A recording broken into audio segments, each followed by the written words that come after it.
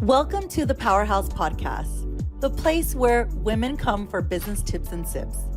Join each episode with the dynamic host duo, CEO and founder of the Powerhouse, the ultimate business coach, the Chandra Brooks, and COO of Powerhouse and business development coach, Jacqueline Hernandez. Now let's get this party started.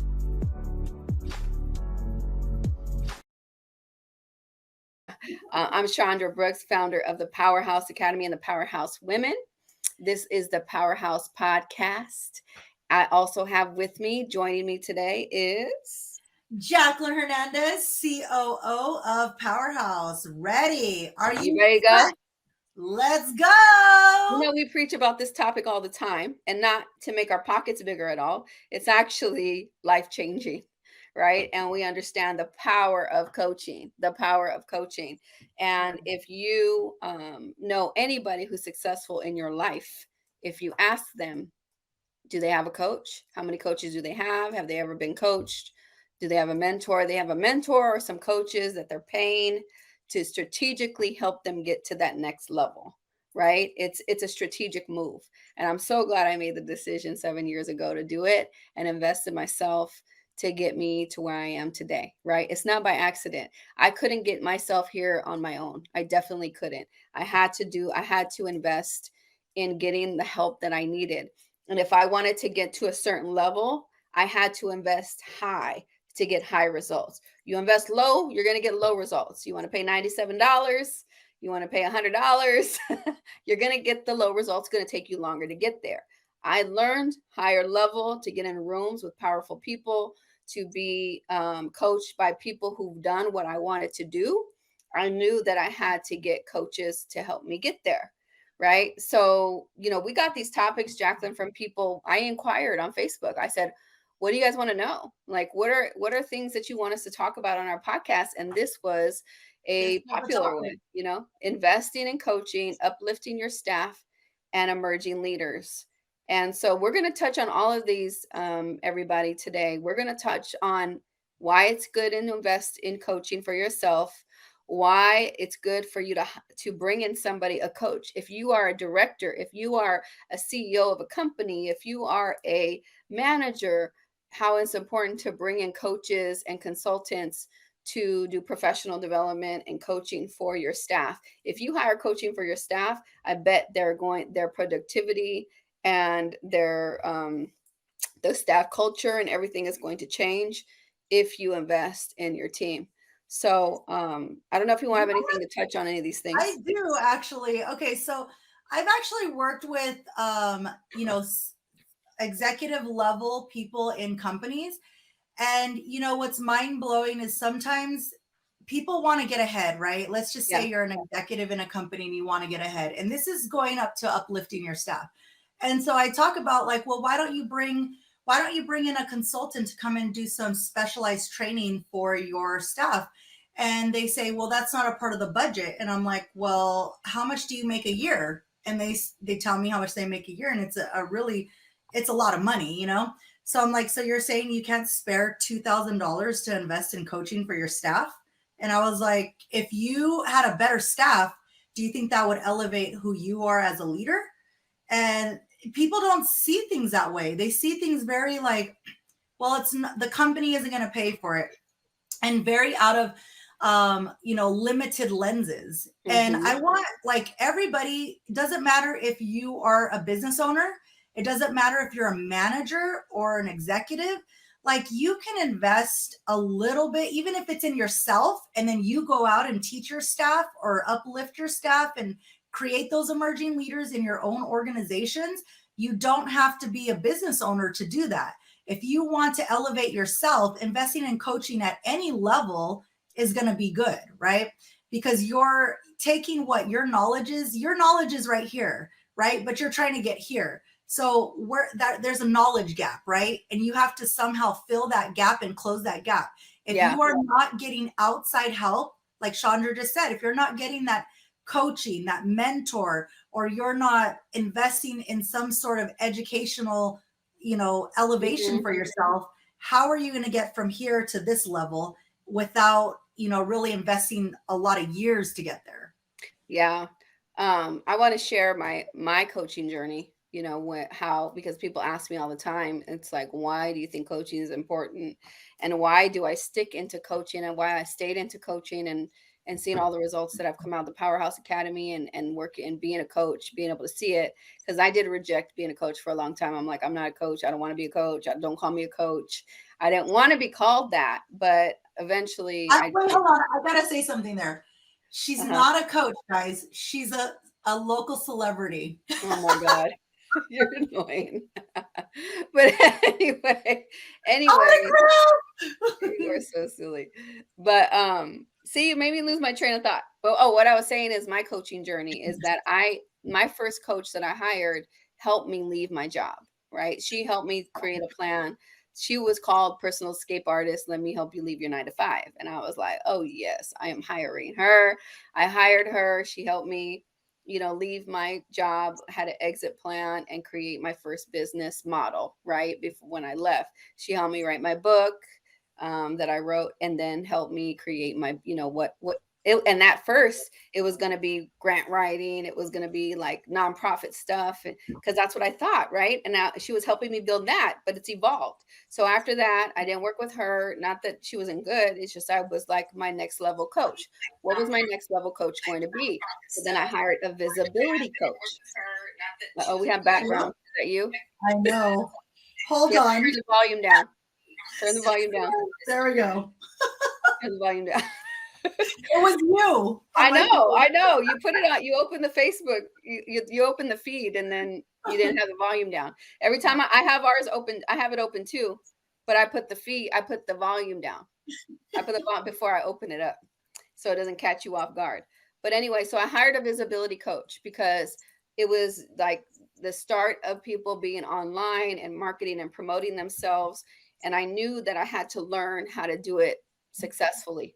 Right? I don't know. I just knew that I needed that first. So I hired a visibility coach, and she taught me how. That's why I'm like super visible now. Like, I post about my business every day, right? And people think I hire a marketing agency. It's all me that does this posting, right? So, I'm able to I know, like, I don't overthink it. I post in how I feel at the moment, right? And everyday experiences that are going on with me, I post. But I've learned to be visible. I learned how to turn myself into my personal brand. How can I, build my personal brand? And I did that, and I got coached on it, and I got the help that I needed. After that, I was super visible all over the internet. I was being asked to be on every podcast. I was a different type of coach, or a different type of entrepreneur that was heavily in politics and community, but also entrepreneurial. That was different. That back then, nobody, everybody else was a life coach and this type of coach, and it was just different. So everybody wanted to interview me. So I was on several different podcast episodes. So my visibility was going up through the roof, but I wasn't making money. Right? My visibility looked like I was, but I wasn't making money. So then I wasn't making a lot of money. I hired a sales coach. Okay. I hired a sales coach to teach me how to sell effectively, teach me how to price my items, and then teach me how to ask for sales, and actually how to market and promote my services. Right. So I had the confidence to build the business coach. She helped me build it, that I could escape my 9 to 5. Then I hired the visibility coach.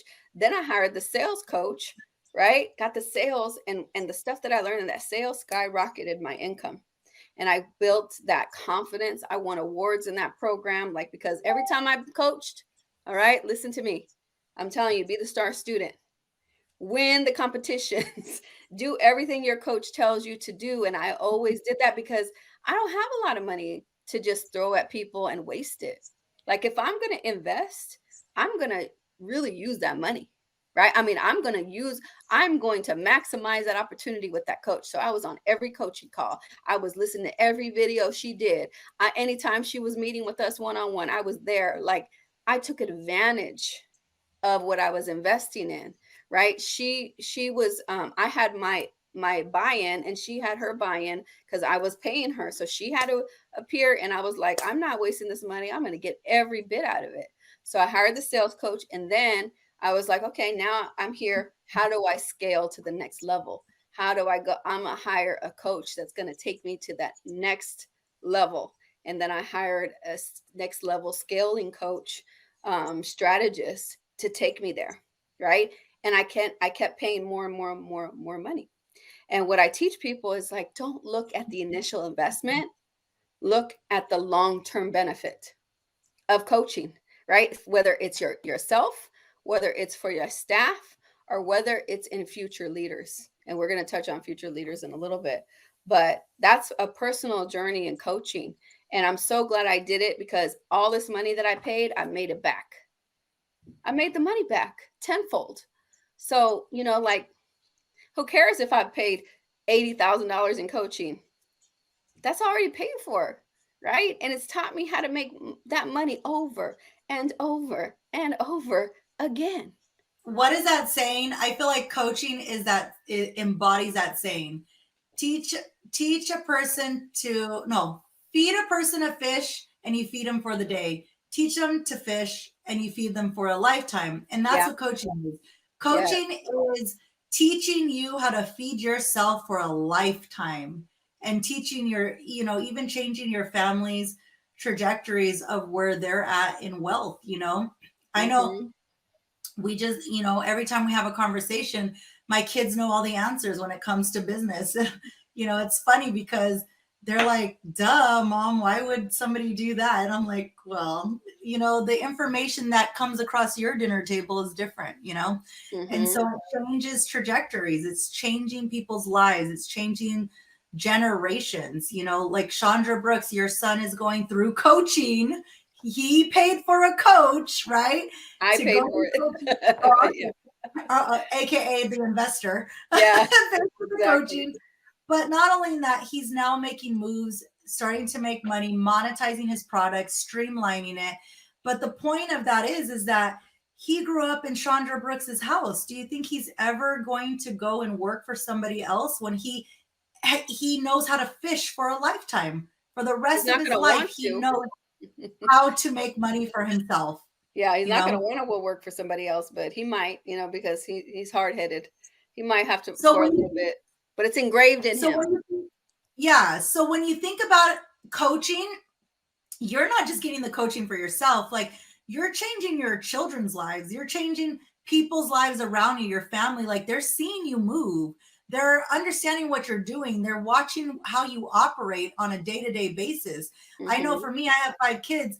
I got eyeballs and they're seeing the way that I'm moving and the lanes that I'm changing into and what's going on. You know, and for them it's it resonates and they're like, oh well, I need to do this, I need to do that. Like they don't even know any other way. Does that make sense? We got Maritza. I love that you are coaching and building women and building your own kids on how to build their own generational wealth. Yes, because in my opinion, some people are behind the curve. We're generations behind the curve in creating that wealth. So what are you doing about it? What are you doing about it? If you're not investing in yourself by getting coaching, you're trying to go at this by addition. One Hmm. plus one plus one plus one. You need to start going at this in a different type of equation, because that equation 1 plus 1 isn't going to get us anywhere. Yeah, yeah, and I want to get into like uplifting your staff, because I think a person in politics or community leadership posted this as a topic for us, and I was trying to have time to go back and look on who it was, but I think it was a community leader, like thinking about that. It's like, how can I uplift my staff and get some coaching? And just for example, one of the newly elected officials that I just posted about, he was like, he's like, and I seen him a couple days before he got elected, before he won his race. I seen him, and he was like, if I get elected, I want to put all my staff who are women through the Powerhouse Academy. He said that, Yeah. he said, I want to put all the women. And I said, well, maybe we can tailor something for staff and some type of training for staff. But I'm like, that's the best thing you can do. Like if you want, and I say this not as a brag or a arrogant thing. It's like, because you want little Chandras running around, right? Like like people who love their community, but also are go-getters, are like no nonsense go-getters. Like, like you want them to be trained by somebody like me who loves their community, but is also entrepreneurial at the same time, that is thinking about the bottom line of your office and also thinking about the community and caring about it as a whole, right? You want that type of training, that well-rounded type of training for your staff. You want those type of women working in your city council office. So, to me, it's a no-brainer. It's a no-brainer. And even another council member was there today. He was like, yeah, me too. Like his staff too. So people see, and this is another lesson about visibility and branding. Okay. If you didn't Yeah. catch that. All right. These leaders watch what I'm doing. They're longtime friends, but they also see and pay attention. This is why building your personal brand is important online, right? Because you just never know when that next opportunity is going to be there. So you have to stay ready so you don't have to get ready. All right, everybody, I guess listening to me, listening what's coming out of my mouth and understanding. Can you But say that one more time? I said you have to stay ready so you don't have to get ready. Exactly. I love this. Yes. I love yes. it. What a And Marissa when say? she is saying he knows the power behind that. Maybe they need someone to talk to about culture too. Yes. I love that, Maritza. Pop in your website right there as well if you can. And Share this out, another thing Marissa, about too, please, because we're having issues with our on Facebook on how they're putting this on locking up my podcast every time I go live. oh So my gosh, I it's for our know. visibility, but that'll be helpful. Okay. So So about uplifting your staff too, and mhm, just chime in on what you were saying right now about the gentleman that is like, we definitely need Powerhouse to come in, and it just really goes back to investing in your people. You want a certain outcome, but you're not willing to invest in that outcome. Then how is that your outcome? You need to unown exactly, that outcome right? because if you're not willing to put the work, the effort, the money, I always say, put your money where your values are, really. Mm, Like yes, as my kids would say, bruh, put your money bruh, where your mouth is, bruh. bruh. I You love know, that. and it's like, no, but that's serious, put your money where your values are. Yeah. You really have to do that. If your value is in your staff and uplifting them and making sure there's transformation, they're just not there being your worker bee, but you're there to elevate them to the next level and push them forward and really, lead them and mentor them and just cultivate your culture and your staff. Invest in them. Hmm. If you don't have the budget, then I have invested so much in people out of my own pocket that were working directly for me, with me, or whatnot. And to me, that was like the biggest investment, because if you're running a business, if you're an executive and that reflects on you what the work ethic is, then here's what I can tell you is like, you want that outcome, you're not going to get it, you need to invest, you need to uplift. But here's the thing, if you're not doing that, you're going to pay a lot of money for the wrong type of mentality that is festering and permeating in your business right now. I've been in so many different cultures where people are like, oh yeah, we just, put our hands on the keyboard and look like we're working. And I'm like, what? Why would you do that? They don't And love the to me, company. They don't care. They don't they care. don't care and they don't They like it. don't But feel valued.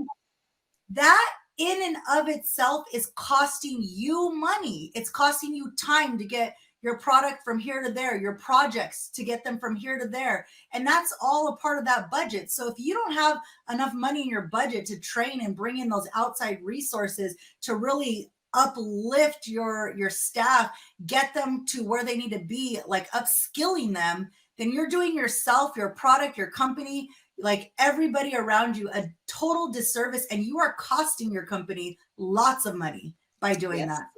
Yes, yes, yes.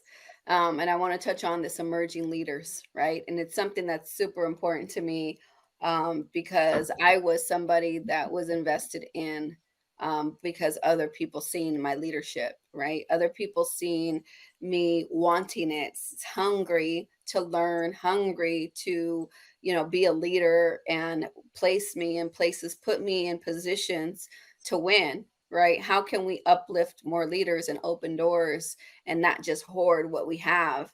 I've seen both sides. I've seen leaders that only care about themselves, right? They're not trying to bring people behind them, right? They're just like, I am the leader. Look, everybody look at me. I'm not trying to bring people up with me. But we're not going to be here forever, right? I am not a spring chicken. Getting older. I don't want to be out there running. There's young women that are out in the community.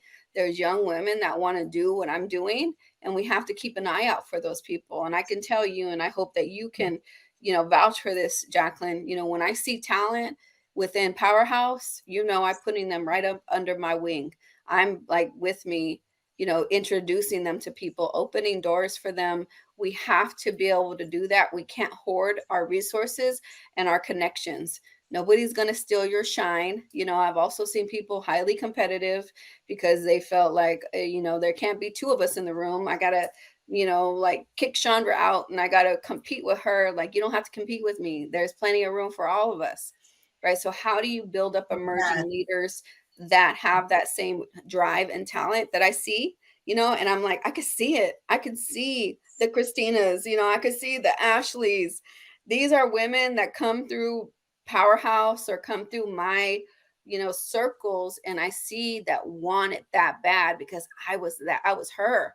I was like, I can how bad do you want it? I can definitely say this. In working with Powerhouse over this last year, I've seen so many people that have, I see a lot of people that feel like they have to compete instead of, and like also compare, right? Yeah. And I think that's an era that we're kind of moving and shifting away from. But I think Chandra Brooks is definitely the poster child for moving away and transitioning out of that type of era. And it's all about like uplifting and, Yeah. and the way that I know I see things, the way that Chandra see things is like, if you are not producing and becoming better than me, then we didn't do our job right, Mm-hmm. And that's what being a leader is all about, is that you're able to duplicate yourself into somebody else, but also make them better than you were, make them better than when they came to you.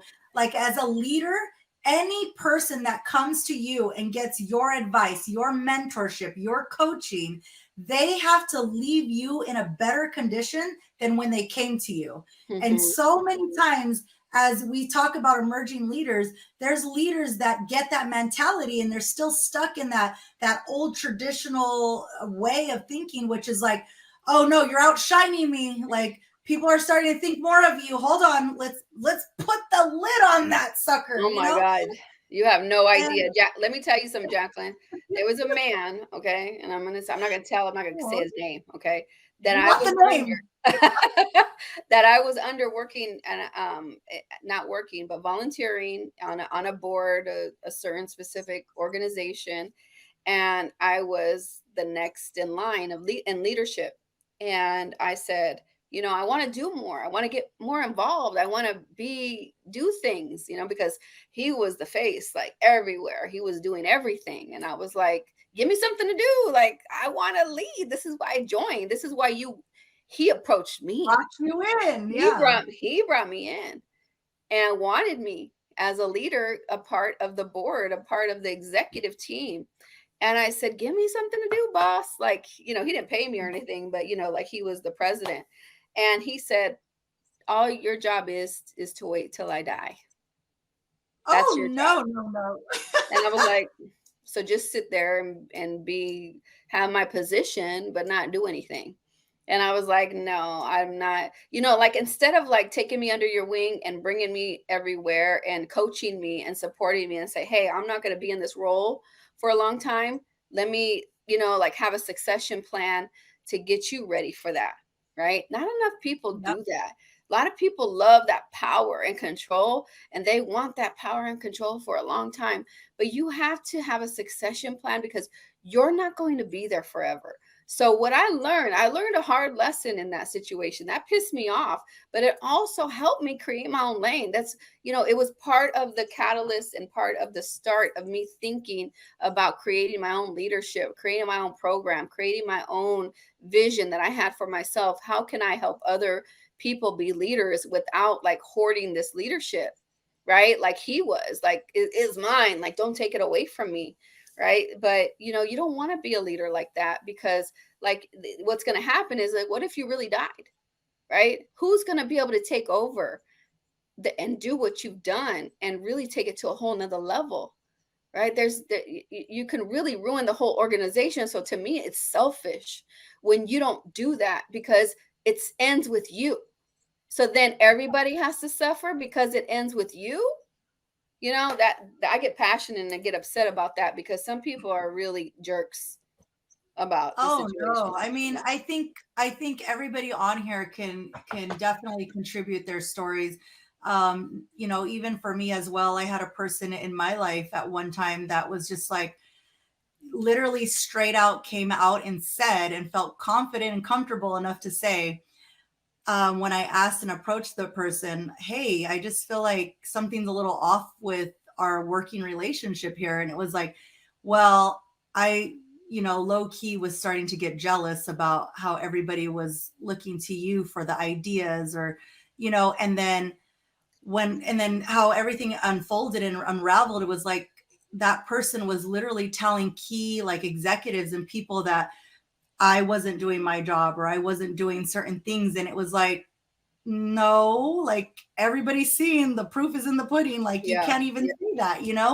So it's like a lot of people don't want to be outshined, but I don't look at it as outshining. I look at it as like people are creating value together. And here's the biggest thing about stomping on somebody's growth or somebody's, once they create those innovative ideas and being in that space to really create and become bigger in what they're doing in that, in that realm, Hmm. in that industry.